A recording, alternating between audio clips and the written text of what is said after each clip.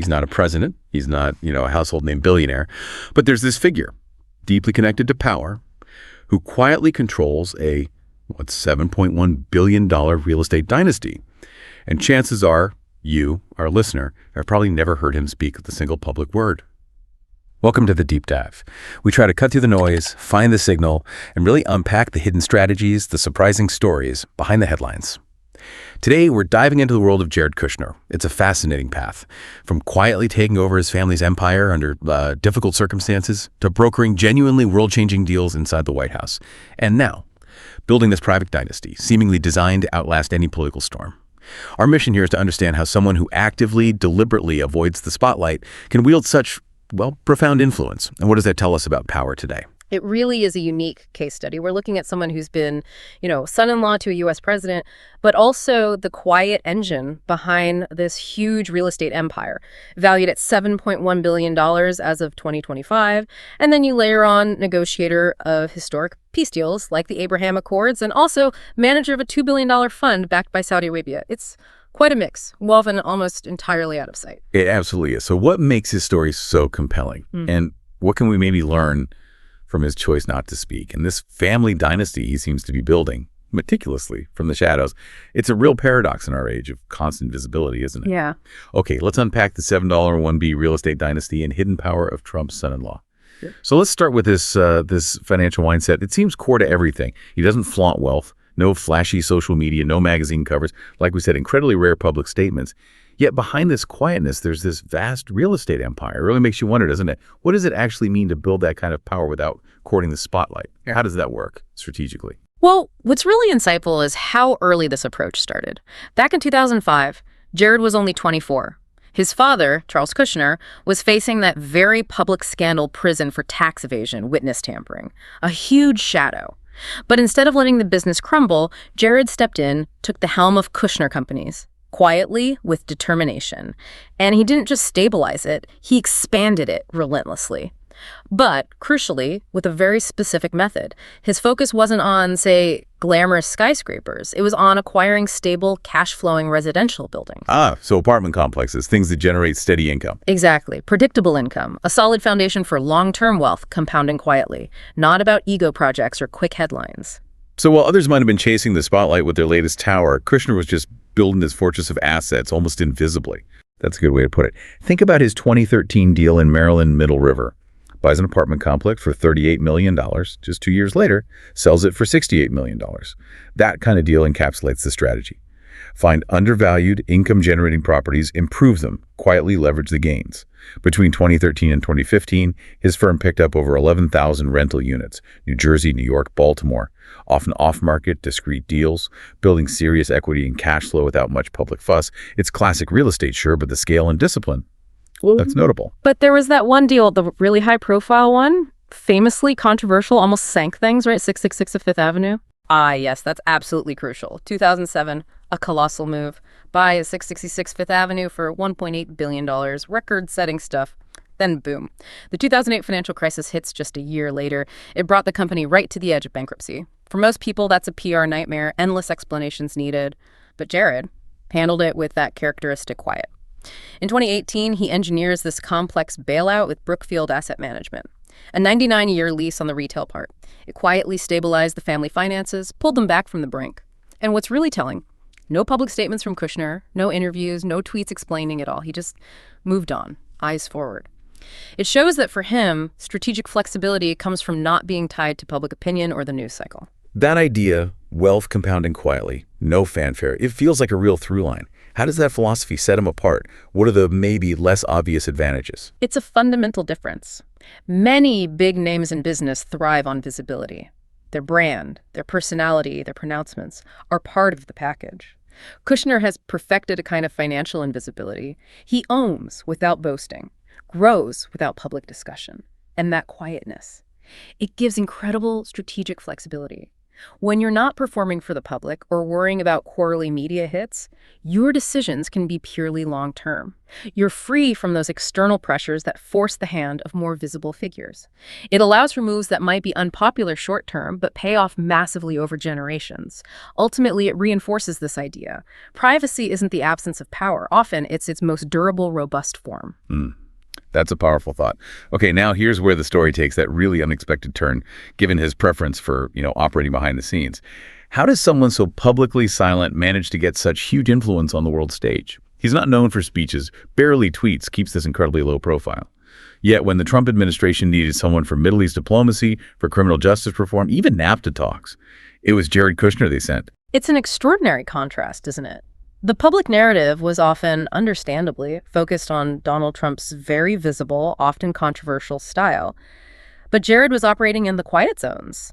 Yet his impact, his fingerprints, are on some really significant administration achievements. The Abraham Accords are probably the prime example. Definitely historic. From your perspective, what was the most surprising thing about Kushner's role in pulling that off, especially given, he wasn't a career diplomat? Well, beyond the lack of traditional diplomatic background, it was his ability to build trust and operate effectively in these super-sensitive back channels. For years, these accords, signed late 2020, normalized ties between Israel and the UAE, Bahrain, Sudan, Morocco, a massive shift in Middle East dynamics. And Kushner was widely seen as the chief architect.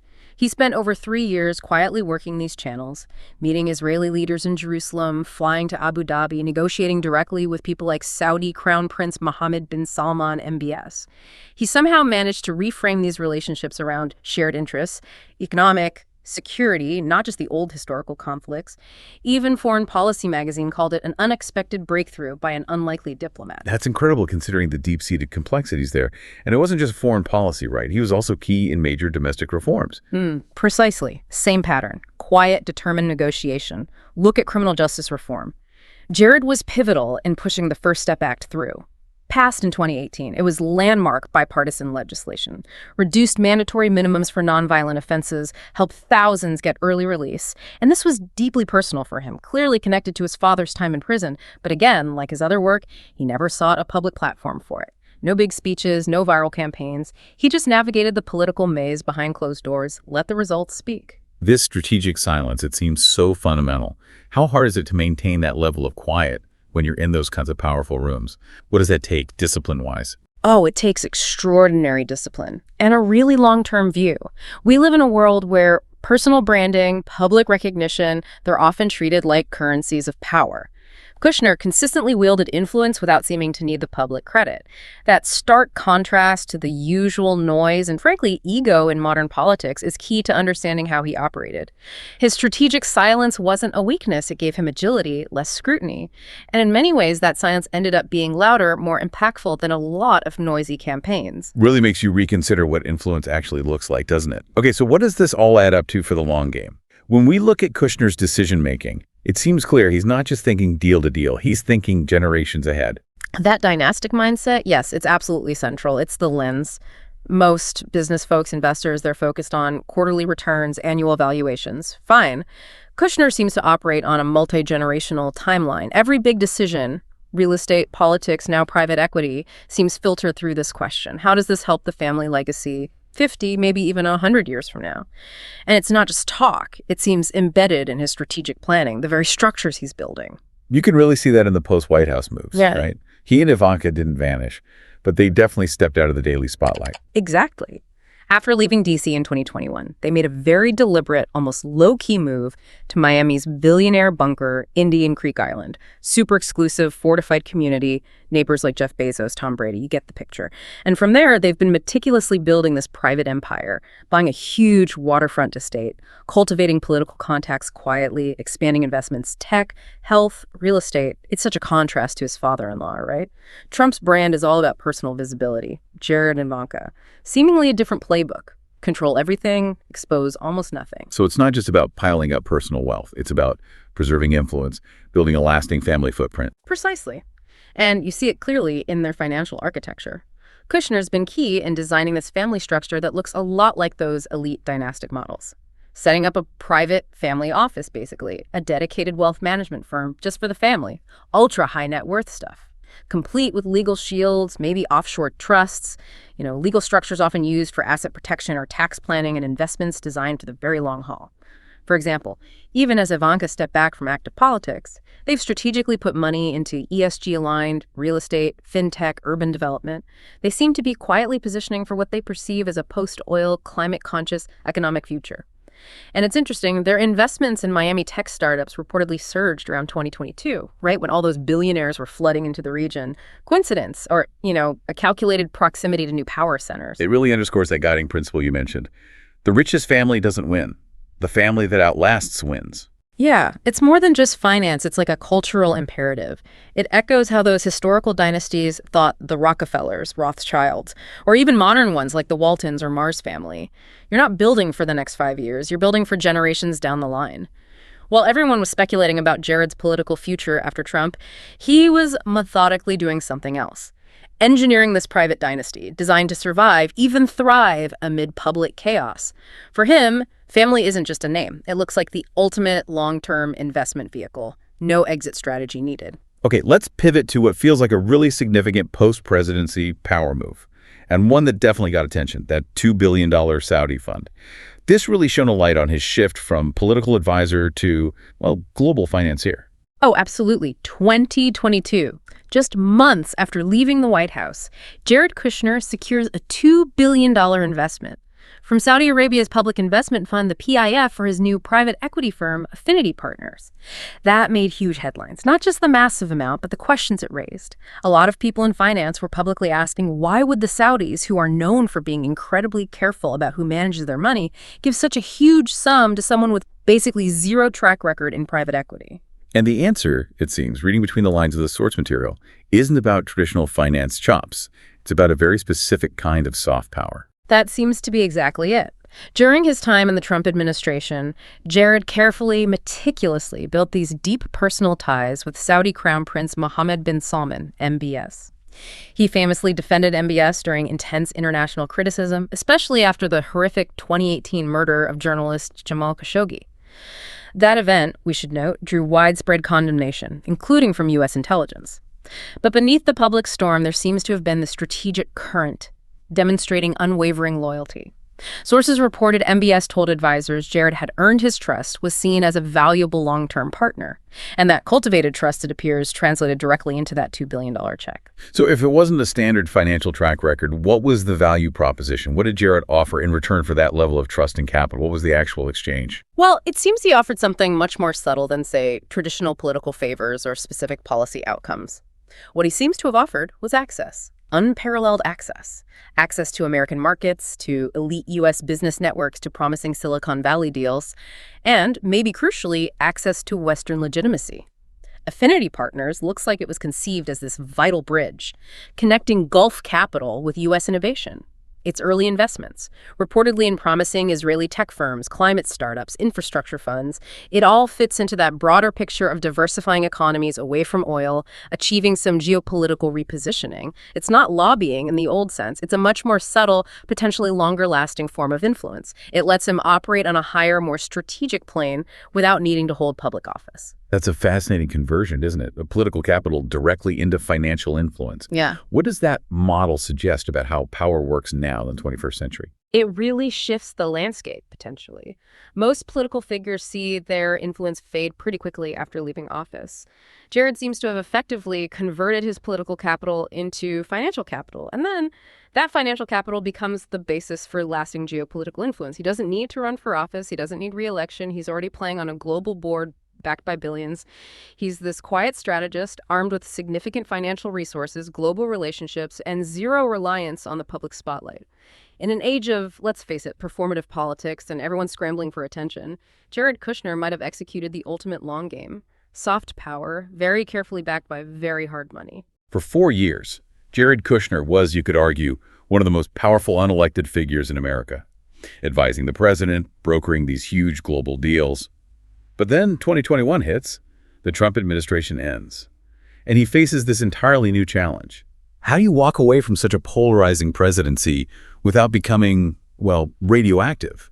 especially when your own reputation is so tightly linked. It really makes you think, how do you protect a legacy in that kind of volatile environment? Yeah, the obvious path for many might have been, stay in politics, leverage the name recognition, maybe launch a media career, something like that.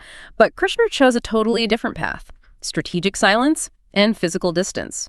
He very notably declined an active role in Trump's 2024 campaign, consistently turned down interviews. He and Ivanka largely vanished from the D.C. scene. While all the pundits were speculating about rifts or regrets, Jared was doing something much more deliberate, it seems. He was meticulously creating distance. So he seemed to very carefully manage that association with Trump. How did that unique dynamic, the leverage, but also the huge risks, shape his strategy after the White House? It looks like a masterclass in strategic uncoupling, really. Jared seemed to understand acutely that while Trump provided incredible leverage and access, his father-in-law's unpredictability, the constant controversies, also represented the single biggest liability for building his own independent, long-term legacy. To truly endure, he needed to untangle his future from Trump's volatility. And he didn't do it with a big announcement or public break. He did it through action, quiet action. He pivoted hard into investment mode, launched affinity partners, deepened his roots in Miami, systematically restructured his public image, shifting from political insider to global financier. And, it seems to have been remarkably effective. By mid-2025, Kushner had pretty successfully repositioned himself, a serious player in private equity, Middle East diplomacy, global business, all while Trump remained caught up in various legal issues and media frenzy. So this wasn't just about damage control or survival. It was a deliberate reinvention, a kind of metamorphosis. Absolutely. Strategic reincarnation seems like a good term for it. It echoes how other long-game architects have thought throughout history, maybe the Rockefellers, the Kennedys, even the Disneys in their own way. People who understood that timing, distance, and the willingness to reinvent yourself are often more crucial for lasting power than fleeting public praise. Jared Kushner doesn't seem focused on being a media brand. He seems focused on being a dynasty builder. And by strategically stepping back, escaping Trump's immediate orbit, he did more than just protect his reputation. He arguably secured his position in the next chapter of influence, without needing to campaign or tweet or constantly explain himself. Because sometimes, maybe the most powerful move in a really chaotic world is to step back. Let the world watch the other show while you quietly build for what comes next. So, Jared Kushner. He may never run for public office. He might never aim to top the Forbes list with some flashy public persona, probably never deliver a viral speech or dominate the news cycle. But that, it really seems, is exactly the point. Because in the, let's call it the deep architecture of real power, the kind that doesn't chase attention but commands access, commands influence, he seems to have understood something very early on, something many never quite get. You don't actually need to be the public face of an empire to effectively control it. Yeah, he subtly turned scandal into strategy. He harnessed silence, made it a source of strength. And he skillfully converted that proximity to power into this pipeline of lasting global influence. And in doing that, he's revealed something quite profound, something few maybe want to admit publicly. Which is that in the long game, the really long game of building wealth and influence, constant visibility, it can actually be a huge liability. True legacy, maybe it isn't built in the blinding spotlight after all.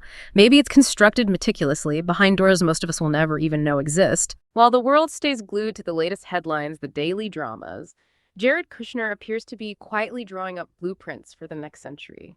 Leveraging capital, trust, deep relationships in ways that, no public algorithm can easily track or measure. He's not a loud billionaire looking for validation. He's not just some disruptor. He seems to be something rarer, maybe more potent. A long-game architect, operating with quiet precision in our very short attention span world. Ultimately, perhaps power isn't always about who talks the loudest. Maybe it's about who subtly controls what ends up getting talked about. So now, you've seen a different kind of map laid out. Not the map of sensational headlines, but maybe one of hidden moves, strategic calculations. Not loud ambition, but multi-generational intention. If Jared Kushner's story teaches us anything, maybe it's this: power isn't always loud. Sometimes it's remarkably quiet. And sometimes, it's initially inherited, but then it gets radically redesigned. Here's the deeper question, maybe, for you to think about. What would you do if you had access, not just to money, but to, say, an extended timeline for your ambitions? Not necessarily to fleeting public attention, but to real long-term strategic leverage.